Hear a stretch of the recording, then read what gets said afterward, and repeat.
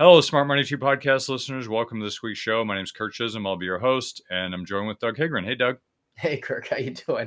I don't know where we're at right now. I'm so confused. Are we starting and stopping? But happy Friday to everybody. You know, Friday brain, Friday organization, the weekend, the freaking weekend's coming up. That's right. And by the way, I looked out the window and it's not raining, but I looked at the markets today and it is raining. So we could talk. We're gonna try to get back to talking about the economy and less about politics. Although I don't think anybody's ever going to get fully away from talking about politics in the near future. It's raining tech stocks today. They're not looking good. But yeah, as we were just talking about, what's interesting is I've been doing a lot of self-reflection after the election. I think it's just interesting to think about how we perceive the world and how the majority see the world. And obviously, Trump has a mandate. Swept the table with all of it.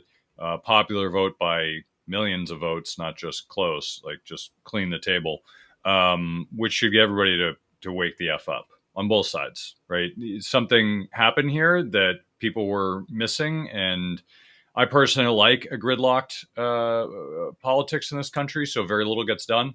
I know people who are vehemently on one side disagreeing with me, but I don't really care. But what's interesting is one realization I had after this was I was listening to a podcast, and I forget who it was, but it was one of the bigger names, and I think they were talking to Elon Musk, or maybe it wasn't Elon Musk. It was anyway, it was one of the VC guys, the top VC guy. I'm drawing a blank on his name at the moment, but anyway, I think it was with him, and he was talking about, because the guy's a libertarian, he was talking about his libertarian thinking, and he was laughing. He's like, Elon Musk is so smart. He's the only guy that realized that there's a Death Star that is 80% finished, and he just went and bought it. Like, Twitter was the Death Star. Like, it was the community town center. Everybody can have their piece. Everyone was going there. And then Elon Musk bought it, and then the left went bananas because they no longer had control of the whole media. And now Elon has it, for better or worse. And this is not sitting here characterizing better or worse, but just more of a reflection on what happened. And so I've never really spent time on social media because I think it's junk and it rots your brain and it makes you completely unproductive. And I think kids should know that lesson. But I was on there spending a little time after the election, just hearing what people were saying and just getting a vibe for the zeitgeist, because I don't watch the news, because I think the news is junk. It's just propaganda, all of it, on both sides. Corporate media is a waste of mental space. So I went to X, which of course is another waste of mental space, right? Just to be clear, it's not different. But I went there because place for humor, though. It is a good place for humor. That's actually the only reason I go to social media, is because the memes are just absolutely hilarious. There's something about comedy I talk a lot about in the show. Comedy is the one place that we need the First Amendment, because if you can't poke fun and parody other people, then we take our lives too seriously, and there's something going wrong with the world. You need to be able to laugh. You need to be able to poke fun at yourself and others, and know that it's just art. It's humor, right? And and we've taken ourselves way too seriously for way too long. So what's interesting is I went on X and I was paying attention to it, and before we were getting our live feed on there, and then we had to pay to do it. So I started to look around and realize, like, you're getting better reach and all this other stuff, and now video is becoming a thing. So one thing that Elon said leading up to the election or after was, X is the news now. Like, it's where the news is being filtered. Now it's mostly right-leaning, because the left has pretty much said, oh, we're going to take ourselves. I think it was Don Lemon who's like, I'm taking myself off X. Okay, who cares? And then everybody made a comment that he's probably just going to create a clone account and sit back and watch what everybody does in reaction. Yeah, I mean, realistically, it's all narcissism. Like, it's narcissism. Who gives a shit about Don Lemon? I mean, I don't care about him. I don't care about any of the news anchors. They're not even news. They're just propagandists. And so for him to sit back and say, I'm going to leave and let's see how many people object, no one's going to give a crap about him. They don't when they're watching him. I think the guy's a shill for his party, just like most media people. So why should I care? It's not an airport. We don't need to announce your departure, right? Exactly, right? And Hollywood did that. We're going to leave the country. Crickets. Why are you still here? Like, I mean, I heard this for the last 20 years, by the way, and I'm just saying this, not this election. They've said this for the last 20 years. We're going to leave if this person gets elected. What kind of narcissism is that? Why should I care? Why should I spend 2 clicks? And the fact I'm talking about is way too much time for these degenerates. But why am I spending all this time worrying about whether you're going to leave the country? Oh, you're leaving the country? Me too.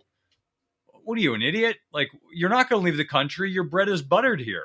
This is where you make all your money. Of course, you're not going to leave, right? You're just trying to be you're just trying to pander to your audience. Oh, poor me, and all my millions of dollars. Oh, my life's so terrible.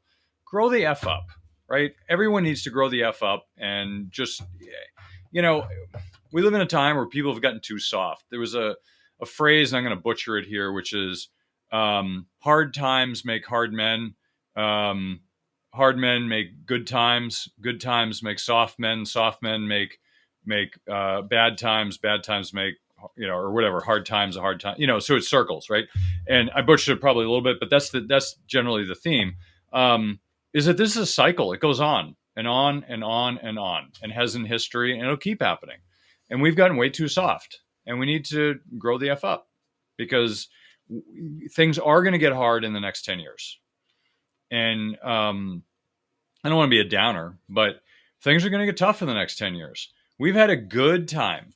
Last year, this year, I mean, the markets were great up till the election, and even a week after the election.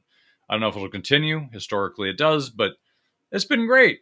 And at some point in the next 10 years, it's going to be really crappy. We're going to have a recession. It's going to be ugly. People are going to remember how ugly it can be. And I'll plant a seed here for those of you who want something to worry about. Don't worry about the election. Worry about the early to mid 30s, when pensions, Medicare, and Social Security all run out of money at the same time. That's what you should be worried about. Don't worry about Donald Trump. Don't worry about Elon Musk. Don't worry about Kamala, or whatever the F she calls herself. Don't worry about that. Worry about the nuclear Hiroshima explosion that's going to happen in the early 30s. That's what you should be worried about. But fortunately, you have time. Go ahead, Doug. I was going to say, or worry about the fact that at one point your pension, your Social Security, and minimal savings actually could cover all your costs, and now it doesn't, right? So worry about inflation. Worry about the impact of your ability to have enough cash flow to put, to pay for the things you need, much less have enough cash flow left over for the things that you want. Those are the things that you're going to need to worry about, because I don't think people really recognize when you hear inflation numbers, like we always talk about 2%, 4%, 5, 6, whatever. I've done this study with clients. I've gone and shown them, all right, here's how much money you're going to have with inflation. Now let's remove inflation. Take that out as a variable. Now look how much money it changed to what you have. In other words, without inflation, without the cost of living going up at the rate that it does, you're talking about the ability for everything that you have to grow to 2, 3, 4x what it is. Inflation is the silent killer. All of these things are the things to worry about, not whether or not there's going to be some policy that's probably never going to get passed, that's never going to have any effect on you. Yeah. I mean, look, I want to talk about this a little bit, because there's been a tremendous amount of news out in the last week, and much of it's been overshadowed by other news. And one thing I'm going to point out, for those of you who haven't been paying attention, I have not been a part of True Social. I've not been a part of any social media like Twitter, Facebook. I'm actually on there, so you can find me here, but I'm not spending any time there, because I just think it just wastes your time. But I will say this: what has been really interesting to me is that I've gotten a lot of news from X, and I've gotten a lot of news from Truth Social recently, and I'm not suggesting everybody go out and sign up for it. But what I'm suggesting is this, is that what Trump is doing and his team are doing is actually fascinating. Forget what you agree or disagree. This has nothing to do with him as a person.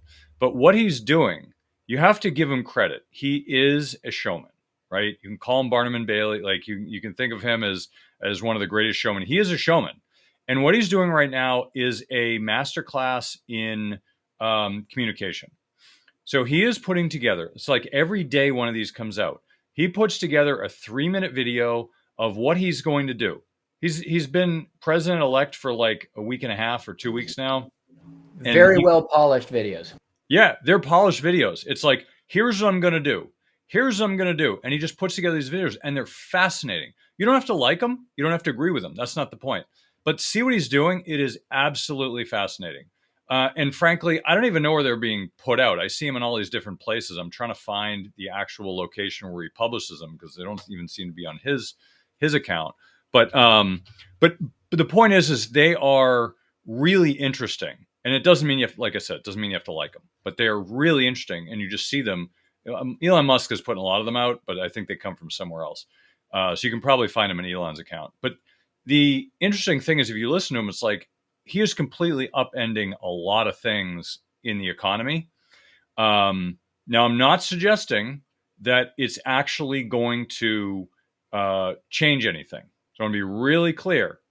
I'm not suggesting that he is going to do all of these things, right? I'm going to build a wall. Did he actually build a wall? No. Okay. So just keep in mind that it doesn't mean that just because something is said, it doesn't mean it's going to actually happen.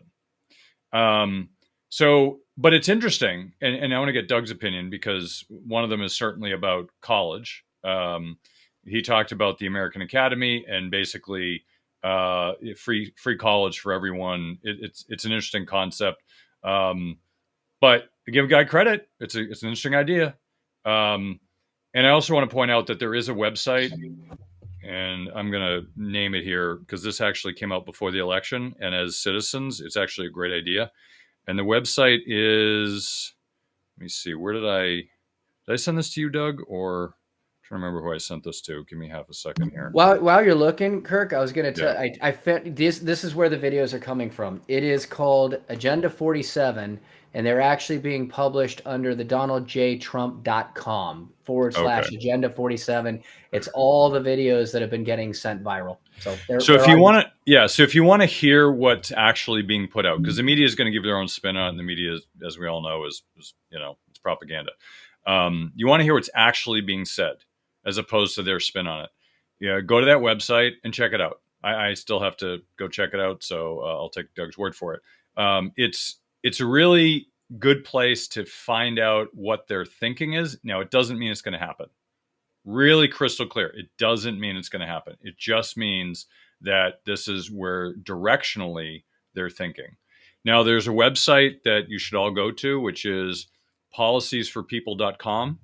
This was put up by Trump's team before, and it's basically a wish list for people to go on there and put on your wish list. What ideas do you think that they should do for the government? What ideas would make this country better? And they have different categories like health and governance and all this stuff. I think it's a brilliant idea. I don't know if it'll happen. I don't know if people will ever do it, but I think the idea is absolutely brilliant. So I don't know that I have any big ideas, but I think it's really, really interesting. So the point I'm making is not to make this political. It's just to say that we are in what I would define, I mentioned this a few months ago, and people have said, where'd you go with this? We're in the middle of a paradigm change. We're in a massive paradigm change right now where a lot is happening in a short period of time. Now, whether Trump does it or not is a different question, but you have the positioning as if a lot of big things are going to change. College education could change. The American Academy, we're free college for everyone. I don't know if it'll happen, but it's a big idea.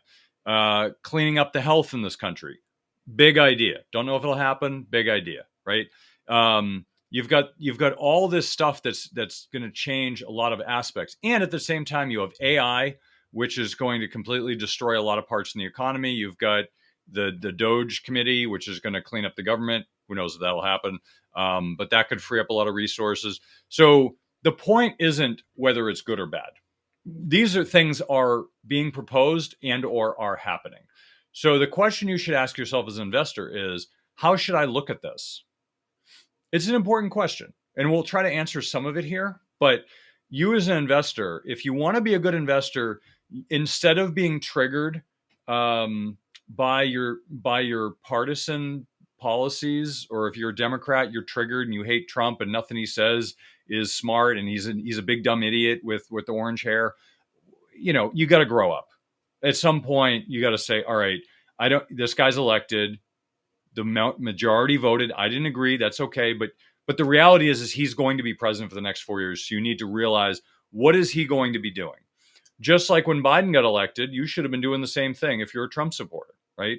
And then in 4 years, Trump will be able to run again. So it'll be somebody else. And you're going to have to figure out, what are their policies, whether you like them or not. What should you be investing in? So when Obama passed Obamacare, a lot of people hated it, including myself, because I don't agree with socialized medicine. I don't agree with free anything. I think that pollutes the quality, as we've seen in the healthcare system. But if you were smart, you looked at it and said, all right, what's going to do really well? Well, you might have thought, well, hospitals and the healthcare companies like United Health and there's a few others. I only mention them because it's the only one I can think of. But there's a bunch of them where people are like, oh my God, they're going to get destroyed. They've gone bonkers. They've done great. And so you look at what's happened. I think you have to put the politics aside and put your opinions aside and say, all right, how can this make me money? That's the important question. How can this make me money? Your politics have no business being in your investments. Those of you who are buying a Democrat ETF or a Republican ETF or a Save the World ETF, your politics have nothing to do with your investments. There's nothing wrong with trying to make the world a better place, but investments are investments. You should be cold and calculated and look at this. It's about making money for yourself. And if you make money for yourself, you can use that money to do whatever you want, which may include supporting your political party. It may include making the world better, but your investments aren't actually going to do that. Even though it may make you feel good, if you want to actually make a difference, make money, take that money, and do something productive with it. That would be a better way to do it. This is a public service announcement. Hi, my name is Kirk Chisholm, and I'm with the government, and I'm here to help. Doesn't that sound reassuring? Well, let's talk about how they're helping. The government needs your help to make our money worthless again. PPP loans, student loan forgiveness, helicopter money.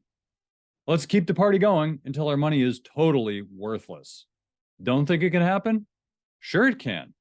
Just ask Zimbabwe, Venezuela, Greece, Germany, Hungary, Greece, Yugoslavia. Did I say Greece? As a loyal listener to their show, I want to give you free money. I'm giving away free money in one of these hyperinflationary currencies. Go to www.moneytreepodcast.com/free money and follow the instructions to get your free gift. I have a large audience and only a limited supply of these currencies. I'm not the Federal Reserve, so I will run out at some point. Make sure you get yours before I run out. Go to moneytreepodcast.com/free money. Follow the instructions and get your free money today. What are your thoughts, Doug? I've been ranting, and we're going to go into a bunch of stuff here, but there's been a lot of changes. So what are your thoughts so far? Well, I agree. I mean, you go back to when the Bushes, when George Bush got elected. I mean, what ended up being one of the best stocks during his tenure? Halliburton, right? Naturally, the former CEO of Halliburton was our VP. If you look at Obama, and when the Affordable Health Care Act went in, what has been one of the greatest stocks since then? It's been United Healthcare. They just continued to do an incredible bang-up job because it has funneled a tremendous amount of money through that insurance entity. I'm looking at some stuff right now that I'm just kind of posting up here. Again, none of this is a prediction or a recommendation, but one post that just came out, if you cut the corporate income tax rate from 21% to 15%, something that is certainly on the table, that would give certain corporations alone nearly $25 billion in annual tax giveaways. Those include, well, surprise, surprise, Microsoft, Alphabet, Apple, Amazon, Berkshire Hathaway, Comcast, NVIDIA, Meta, United Healthcare. There they are again. Well, guess what? When you look at the addition of that, look at some of those companies, especially like Apple, that are big dividend companies now, something they weren't for a long time.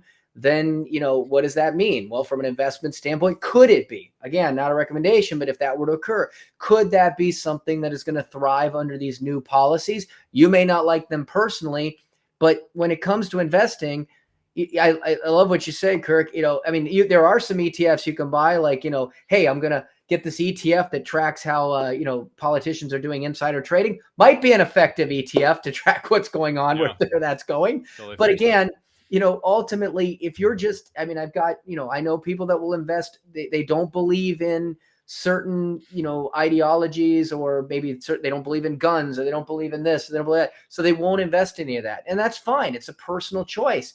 But they've also left millions and millions of dollars on the table combined, not individually, but I mean, those individuals may have lost hundreds of thousands of dollars of potential opportunity, because they're investing based on ideology and not investing based on what investing is. And I said this a million hundreds of times on this. Investing is all emotional. It's where do they think the next 6 to 12 month opportunity is going to be? Is it priced right based on opinions of where they think that outcome is going to be? And if it's going to be positive, then that stock's probably going to go up. And if it's going to be a negative headwinds, then that stock's likely to go down, because people will get emotional on whether or not it's worth holding it.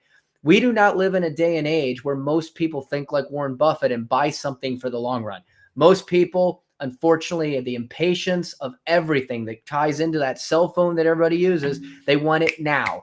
And shareholders want it now. And you see this in corporations all the time now, that they're not dealing with big picture, long-term agenda plans internally. They're not making decisions about what can we do to double ourselves and create a greater moat from our competition 5-10 years from now. It's all about what is going to be what we can report to the investment groups next month or next quarter. And unfortunately, that is what's going to drive that volatility in stock markets. People are going to get in and people are going to get out. There's truly not a lot of hodlers in this world when it comes to stock. Hold on for dear life.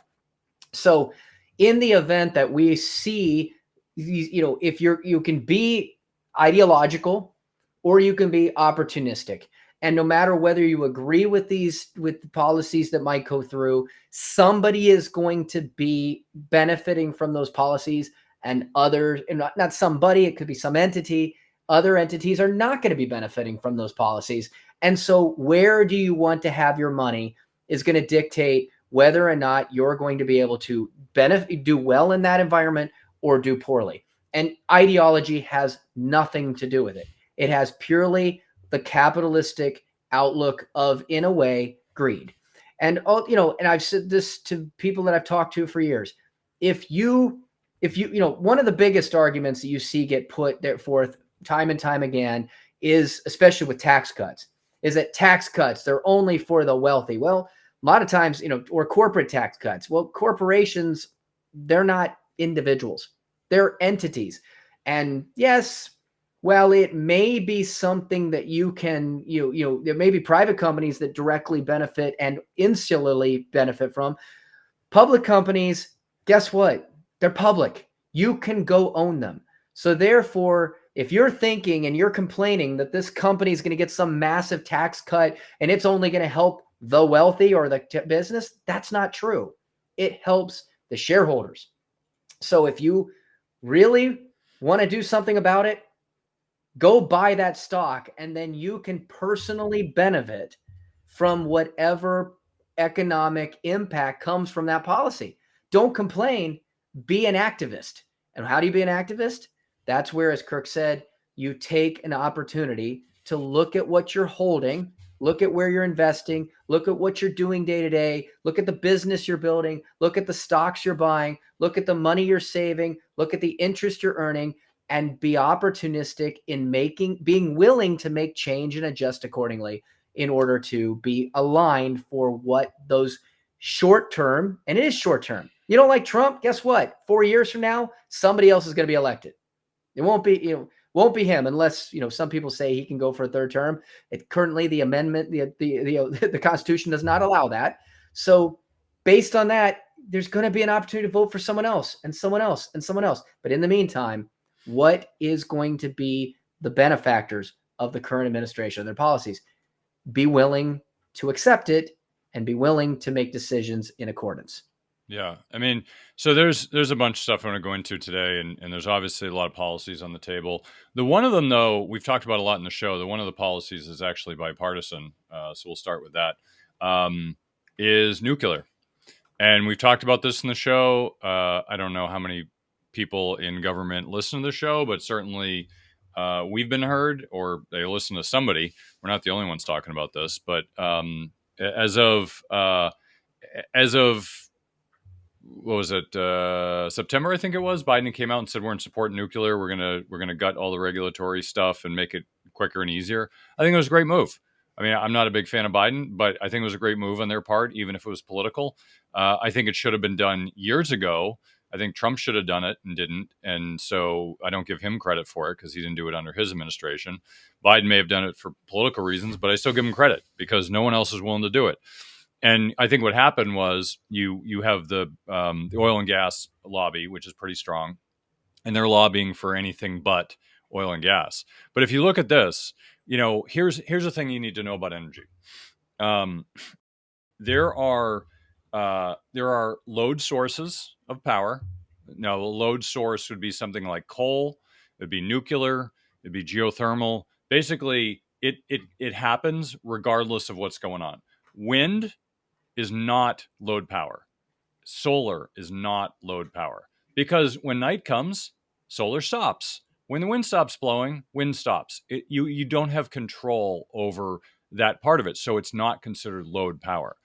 And the grid needs load power. It needs a reliable source of electricity that never runs out. It just keeps going. So even things like natural gas or biomass, like you can keep feeding it. Like coal, you can keep feeding keep feeding the system. All you got to do is just put more in there. But you can't do that with solar and wind. Now, there's a lot of people I live in Massachusetts. There's a lot of people on Nantucket complaining about the windmills, and these are the same people who thought we should have windmills. So we call them NIMBYs in Massachusetts, not in my backyard. Liberals, who it's great for everyone else, just not in my backyard. And this is, I don't know, it's maybe characteristically Massachusetts, but they had to actually shut some of the beaches because some of the windmills were breaking, and they were getting like all the windmill, like the breakage of it was like coming up in the beach, and the beaches weren't safe. I mean, it was crazy. So, windmills are not really a great source of clean energy, but the best one out there, well, in my opinion, geothermal is the best one, only because it is clean. The problem is you can't put it everywhere. The Earth's crust has to be thin enough to put it in, and obviously that's not everywhere. That only applies in certain parts, like if you got in the crust, like in the West Coast, where you have all the tectonic activity. You got places in Japan have them, but most places don't.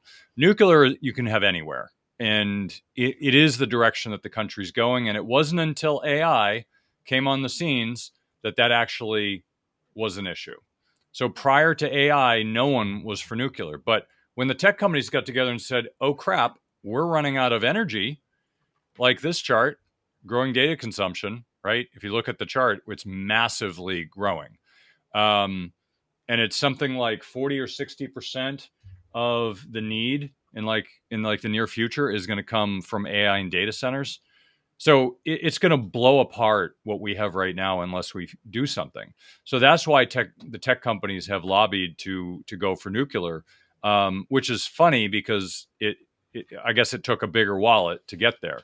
But they're lobbying for it, and they're right. We should have more nuclear. We need more capacity. We are not going to grow. We talked about this, I think, this summer, where what people don't realize is that abundance and prosperity in civilization happens when you have cheap, abundant energy. And when you don't, when it's scarce, you tend to have conflicts, you tend to have wars, you tend to have people fighting over resources. But when it's abundant, think of it this way. Think of all the cool things you could do if you had free energy. As an example, just use free as an example. It's an extreme. But everyone have an electric car. If it was free and abundant, everyone would have an electric car because it's going to be free to drive. Or what about my house? I can have all this electronic gadgets all over the place because I don't have to pay a few $100 every month for electricity. Imagine a world where that's the case. That's where we're going directionally, right? And it'll be there. It'll be choppy. It'll be rough. But directionally, that's where we're going. Because the future, if you think about it, our technology is expanding, and technology makes things cheaper. It is a deflationary force. So it makes everything cheaper. And the only things that get more expensive, college, housing, basically anything related to the government or government influence. Why are schools getting so expensive? Well, it's government influence, right? It shouldn't be that expensive. Housing, why is it so expensive? Government influence, right? It doesn't have to be. There are plenty of ways to get cheaper housing, and directionally, housing is getting to that place. Healthcare, another one, government influence. It's expensive. It's getting more expensive. Um, but technology is leading us to a place like, let's imagine Trump's proposal for the American Academy. I don't know if it'll happen, but just let's have a thought experiment for a moment. I've been proposing this for a long, long time. We have the technological capacity to put all colleges online and virtual, all of them. They've been doing this. MIT, Princeton, Harvard, Yale, I think a few others. They did this thing, I forget what it was called, edX or something, where they would take classes that teachers were teaching, they would record them and put them online for free. Anyone could watch them. That was free, right? So now you're missing out on the college experience of partying, hooking up with people, getting drunk, doing a lot of drugs, not showing up for class. You're missing on that experience, which is really important. But the education you could do anywhere. You could do it for free. Harvard's education, I would argue, is not any better or worse than UMass. You might have better quality of teachers, but you're probably getting the same stuff, right? You're maybe around better quality of people, quality meaning like academic quality, meaning you qualified to get into a harder place.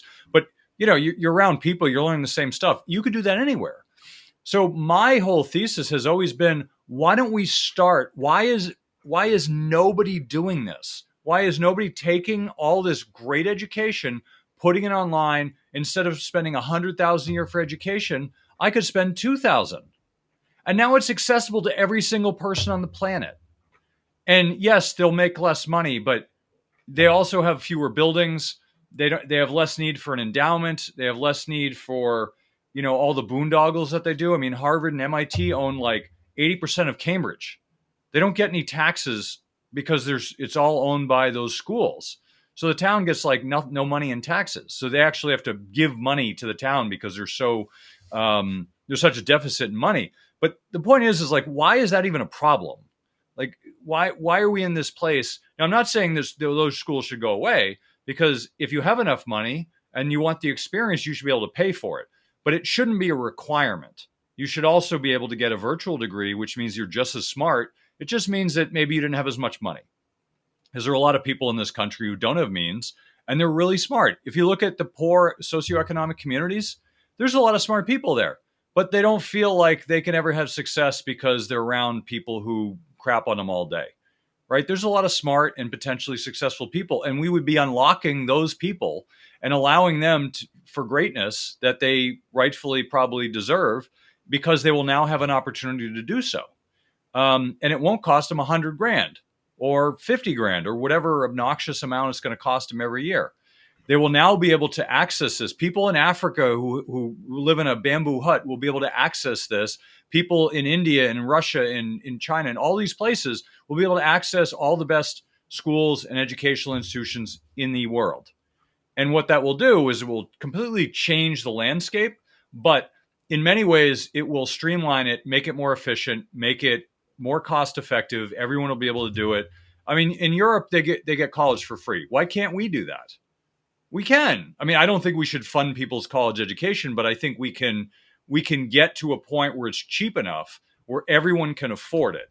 And we make it capitalistic where people have to pay. I don't think it should be free. I think Trump's proposal was free. I don't think that's a good idea. I think people should pay something.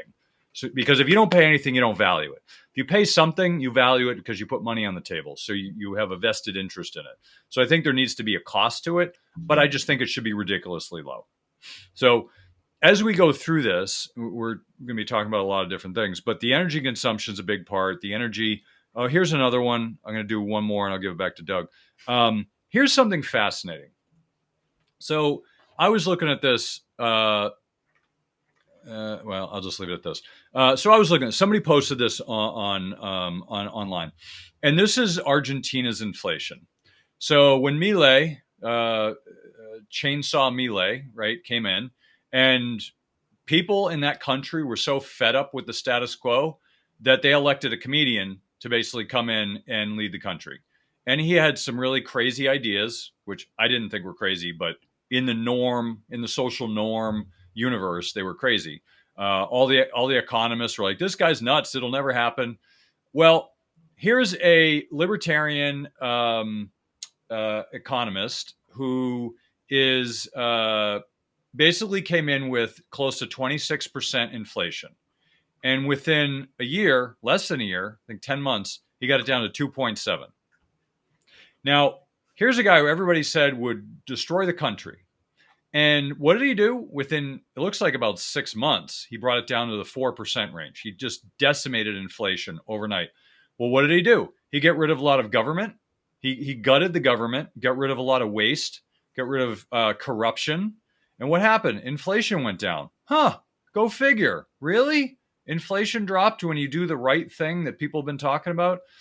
So I want to raise this point, and this is the point I'm making, is first of all, crazy ideas aren't always crazy. Um, it just means that people have a different perspective on attacking a problem. Now, if you look at political parties, we rarely disagree on the problem. What we disagree on is the solution to solving the problem. Now, we all agree that we should have a cleaner planet. We disagree on how to do that. Some people think carbon is a pollution. It's not. Carbon's everywhere. We're carbon, right? It's a mind virus to say that carbon's a pollution, right? But some people said that, okay, and they said, well, our way to do it is to get rid of CO2 and all this other stuff, okay. But there's a disagreement on how to solve it, right? Some people think that solving crime is giving the government more guns. Other people think that the people should have their guns. It's just a different way to solve the problem. You disagree on the solution, not on the problem. We all agree that crime should be zero. No one thinks there should be some crime or that it's okay. So if you think about these problems that are being proposed of being solved, one of them, we had an inflation problem. I'm not sure if it's going to come back. Maybe, maybe not. It doesn't appear to be. But here's a proposal that Trump came out with before the election. Let's get rid of the income tax and the IRS. Well, who doesn't want a free vote, right? Everyone's going to vote for that. Now, that what they proposed on Joe Rogan's podcast, I heard him talk about it, but didn't get into detail. He proposed, instead of doing an income tax, let's do tariffs, which I think is an interesting idea. I don't have detail as to how that would work, so I'm not committed to backing it because I think it could be just stumping, or it could be a pipe dream, or it could be an interesting idea that never takes off because it's BS. I don't know because no one's filled out why it would work. So I need to hear that argument, and I may or may not back it based on that argument. So I'm interested to hear more.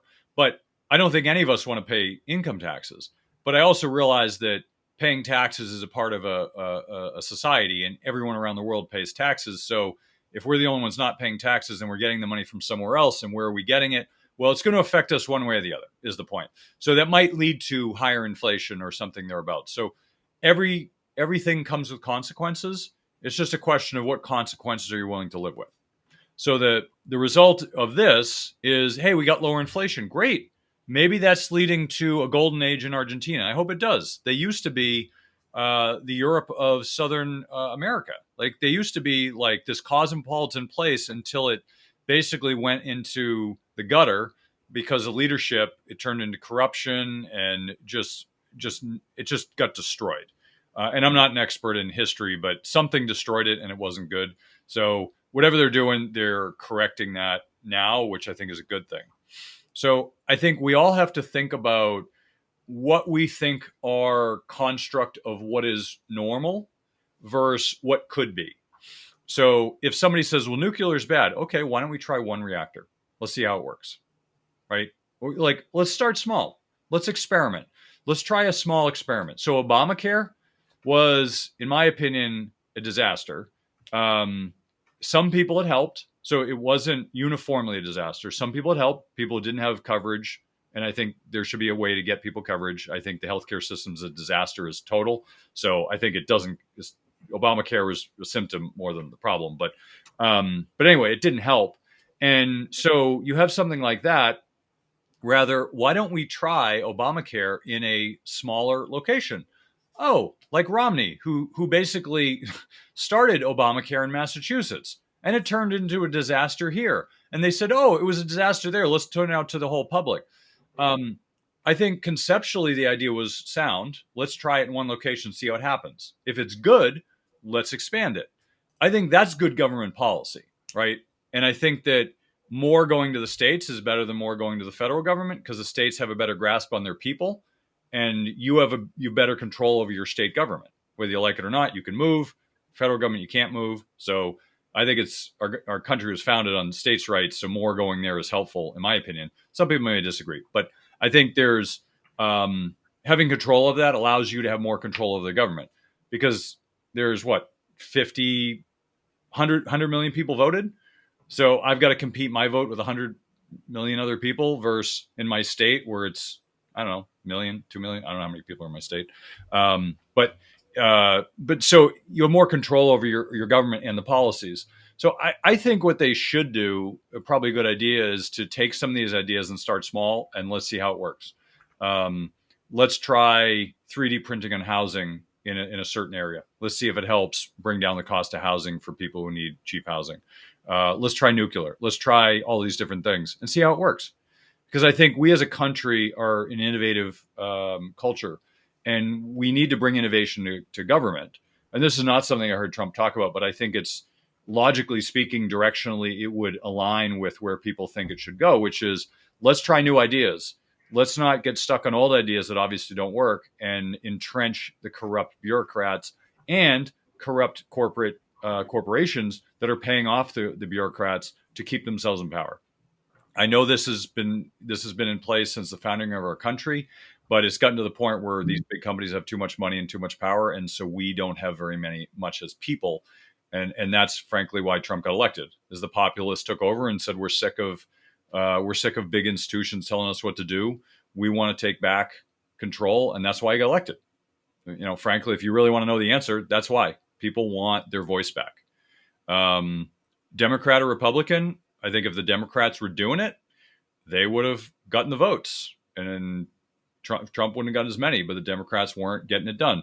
Prior to Trump, the Republicans weren't getting it done. No one was. So I think like him or hate him, I think it's a shift in policy, and hopefully it's a good thing. We'll find out. We won't know until things happen, but I'm optimistic. And then I want to give one more chart crime here before we wrap it up, and I'm going to give Doug his segment to talk too. So here's a chart crime I saw, and I love this because we haven't talked about chart crimes in a while. All right, here's a tweet that post that Larry Elder put out. This is how many people over years spend their time. Now, this was basically a 1960 or 1950 until 2024 progression. So it gives a bunch of snapshots of what the percentages were each year. And so as it progresses, it's pretty cool. You see these on social media all the time. Every second, it's another year and it progresses. Well, what an interesting thing. This is how people spend their time with friends, with family, yada, yada, yada, all these things. Okay, here's the real thing. And by the way, I like what X has done with community notes. Here's the real thing, community notes. This is actually a graph showing how couples meet, not how people spend their time. I love this. You can communicate and say this is a BS graph. This is how people couples meet. Yes, it may be accurate for how people spend their time, but still, like that to me is a chart crime. This is exactly what we talk about on the show. Obviously, somebody took a chart and decided, hey, I'm going to put notes to it and totally lie to people, maybe inadvertently. I can't read his mind, but basically put out something that makes the internet worse. And so just something to keep in mind. Anytime you look at a chart, it's a narrative. It's not the truth. So just keep that in mind when you're online looking at data or charts or information. Go ahead, Doug. You can kind of take us home. Your last segment here. There's a lot of charts you sent. I'm getting bombarded here. I mean, that's why I'm here for. I've said this every week. So, a couple things. I mean, I know you mentioned something about inflation, and who knows where it's going to go right now. But I will say this. I said this to you the other day. We have been, and don't get me wrong, I am not here to make sure that that I'm sitting here supporting the Fed in any way. I think the Fed has lots of reasons we can criticize them, but I was fairly complimentary for a long period of time that regardless of what was going on with interest with the economy and the predictions, that Jerome Powell had been pretty consistent and stayed very, very matter of fact in his agenda. And no matter what the markets were predicting, we were kind of laughing about it because, like, look, he's not swayed from the course. Well, welcome to the new time. We talk about Burns, we talk about Volcker. Well, now who knows what's going to go on? And unfortunately, I don't know if he's diminished his credibility in my eyes, but this is really interesting. The Fed since 2021 called inflation transitory. That was January 2021. 11 months later, they called inflation not transitory. And then May of 2022, recession is needed to lower inflation. But by February 2023, we may be able to achieve a soft landing. By September 2023, inflation will hit 2% in 2025. July of 2024, rate cuts are not needed yet. But by September, we need a 50 basis point cut to avoid a recession. Now it is November. The economy is strong, and we're not in a hurry to cut rates. I can't keep up. So welcome to the Burnsian, the new Burns, Kirk. We've got a Fed that is jumping all over the place. So if we're concerned about inflation, unfortunately, we are entering what could potentially be a very quick movement into the stagflation world. Inflation is down now, and hopefully it will stay down. But if the Fed continues to jump around like this, it increases the risk that we're going to run into a situation where the economy is going to get stagnated, but yet inflation, which is already starting to creep up again. The charts, I think it's the third or fourth month that we've seen where we have now exceeded the prediction for inflation, and we have actually come in higher than they were looking for. On top of that, we've got, as we've mentioned before, insufficient savings to cover retirement is endemic for Americans. 38% of retirees and 39% of working baby boomers have less than $100,000, according to Goldman Sachs survey. 50% of Generation X consumers have not reached 100,000 savings. Generation X is in serious trouble. It's one of the worst generations in terms of financial prep out there. That's one of the reasons that we work on college planning with Gen X, because college, you talked about these universal universities. I do find it ironic that one of the ways that Trump is saying that they want to create this universal American university is to take from the endowments of these colleges that don't meet certain agendas. By the way, that's redistribution of wealth. So, one side says the other side's into redistribution of wealth. Just keep in mind, they're all in some level of redistribution of wealth. It just depends if you're a friend or not. Unfortunately, that agenda does seem to be a policy that both sides hold. I remember years ago, they were talking about tax planning and tax proposals. And of course, most people think the Democrats are pro-tax, the Republicans are anti-tax. It turned out that the combined proposals from the Republican Party, and this was probably around 2005, about 2010 or 11, were actually going to cause more taxes than the Democratic proposal because they're just packaged in different ways. But again, we are talking about, depending on where you're at, whether you're a corporation, individual, who's going to end up paying more tax or less tax, depends. But always, again, a reminder that the political rhetoric that you hear during campaign cycles, always take it with a grain of salt, because there's always going to be a cause and effect. And, there's going to be what they say to get elected, and then there's the reality of what happens. And of course, the reality of what they can get through, which of course then relies on Congress to also back that up. Now, we do have a trifecta right now. We just had John Thune elected as the majority leader for the Senate. He's had a history where he hasn't necessarily agreed with Trump. So we'll see what that does in terms of checks and balances and how easily certain things will get through. But ultimately, again, the Fed let's go back to the economy. Let's go back to look at things. We are extremely, stretched highs. Of course, the markets have continued to just be resilient under so many different types of situations. But we are seeing, as we say before, just to counter to that, there is a lot of things that are stretched. The recent yield curve inversion certainly could point to, recessionary view. Again, is it going to happen? Don't know. We've seen mortgage applications, housing in Austin alone. They've seen almost a 20% pullback. We are seeing that, again, there's some charts out there. FinViz is showing where the wealthiest investors are, and all of them currently are starting to deleverage some of their holdings. Warren Buffett's been doing this for a considerable period of time. So again, watching where the money's going, they call the smart money, the mass money. Sometimes they start to go in different levels of direction.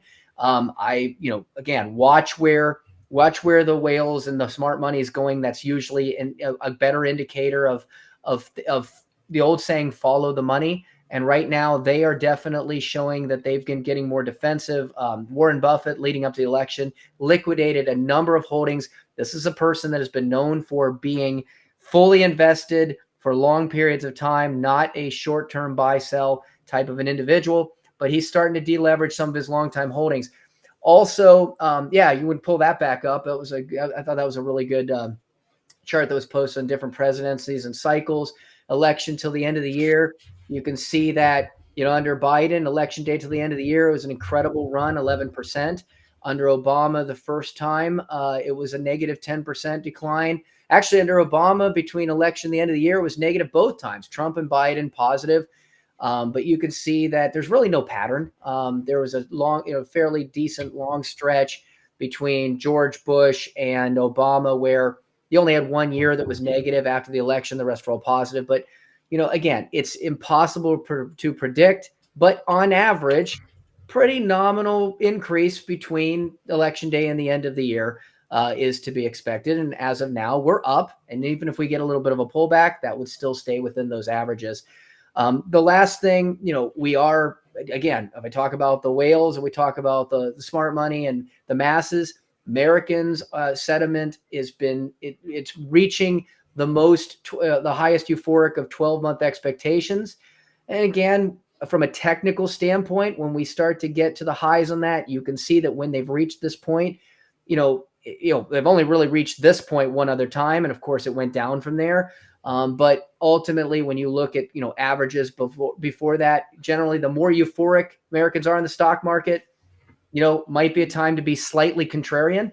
And again, I think that was one of the things that I pointed out last week is that, we've gotten to the point where the expectations of the stock market are so high that it's going to be harder for good news to come in to keep stoking that excitement, which means it's generally going to be, once you expect everything to be perfect, anything less than perfect is going to cause the markets to stutter a little bit. So again, when the things look like they can't go any better, then that's probably a time to be defensive. And again, when things look like they can't go any worse, that's also a time to be opportunistic. That's just old school investing philosophy. So just some things to think about there. There was one other thing that I was trying to think of, but they got derailed on the charts. It's not coming to me. Maybe I'll think of it next week. But because we're up against the hour, I know a couple of comments today about college planning and maybe free college. And if we're lucky enough to have it out there, or at least a nominal affordable cost of college for everybody to attend and get the education they need, whether it's online or in class or however that may be, then great. But we're not there yet. And unfortunately, because we're not there yet, that means the reality is for most families, you're going to have to face the reality of trying to figure out how to pay for college. And this is the fact. Colleges think you can afford to pay more money than you think you can afford to pay. And so they come up with a number called the SAI, the Student Aid Index. They also come up with a number called the EFC, or Expected Family Contribution. FAFSA's changed the name around. So if you hear EFC or SAI, they're going to say, well, this is what you can afford to pay. And most people choke on that. There are people out there that can easily afford to pay for college. And there's a lot of families, and most that are going to struggle to figure out how to come up with enough cash flow and savings to do so. The key is whether or not college is affordable to you or not, ask yourself, do I want to waste money? It's a game that's rigged against you.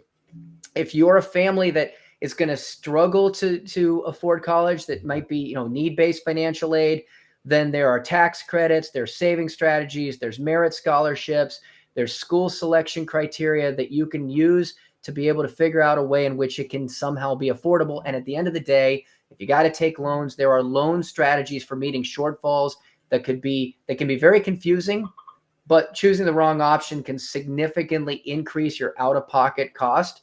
So again, how do you manage those loans correctly? And if you can afford college, don't throw your money away.